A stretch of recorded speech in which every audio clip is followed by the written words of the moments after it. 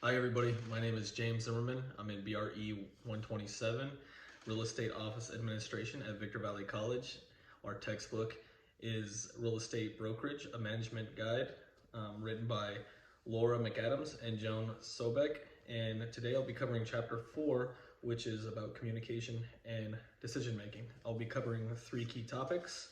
The 3 key topics I'll be covering in this presentation is business writing, holding a meeting, and the 7 steps to the classic decision-making process. So first we're going to talk about business writing. Business writing has always been important, but it's getting more and more important as we tend to use more digital forms of communication, not so much face-to-face. So it's very important with the less amount of personal contact. Now here are a few tips for effective business writing.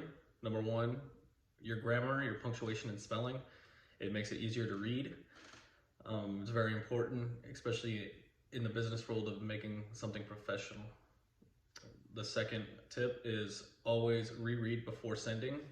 You want to just glance over it one time, just like we do with our term papers or anything like that. Proofread what you're going to send out, because once you send it out, it's gone. Number 3, make it visually pleasant for the readers. Short paragraphs, white spaces, make sure the formatting is correct, whether that's what kind of font you're using, the size of the font. Think of your reader.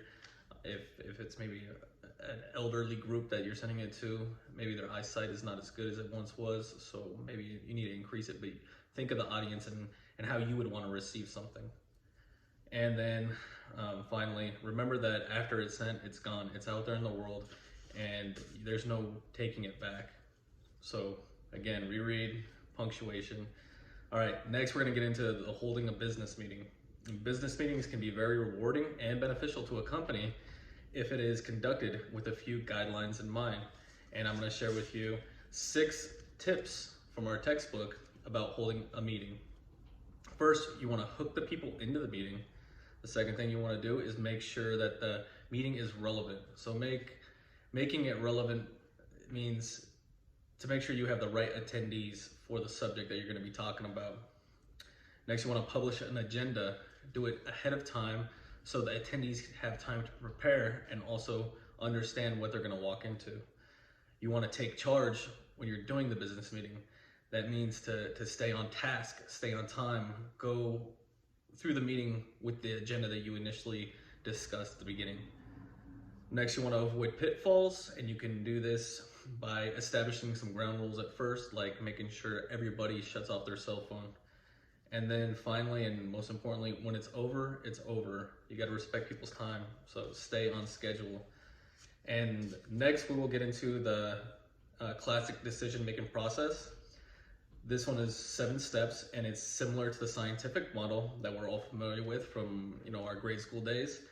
And it's very deliberate and logical. So the 7 steps are: 1, define the situation; 2, develop alternatives; 3, evaluate the alternatives; 4, select the appropriate alternatives; 5, implement the decision; 6, follow through; and finally 7, evaluate the outcome. If you go through these processes, it helps you it gives you a better way of making an informed decision when it comes to your business.